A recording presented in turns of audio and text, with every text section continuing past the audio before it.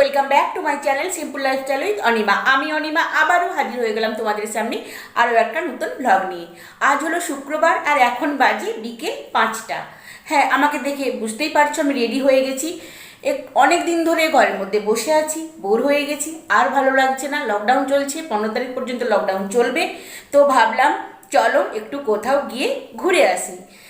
তো তাই বেরিয়ে পড়েছি। তো ব্লগটা কিন্তু পুরোটা ওয়াচ করবে, দেখো, দেখতে থাকো, আমার সঙ্গে থেকো।